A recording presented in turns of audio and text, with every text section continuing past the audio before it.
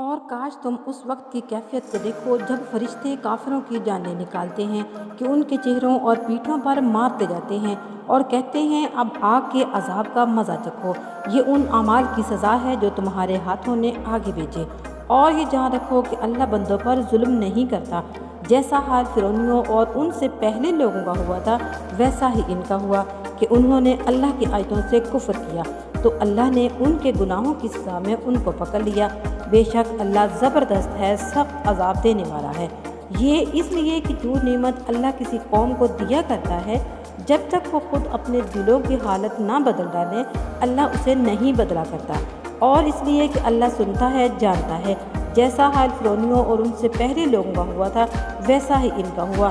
انہوں نے اپنے پروردگار کی آیتوں کو جھٹلایا تو ہم نے ان کو ان کے گناہوں کے سبب ہلاک کر ڈالا اور فرعونیوں کو ڈبو دیا اور وہ سب ظالم تھے۔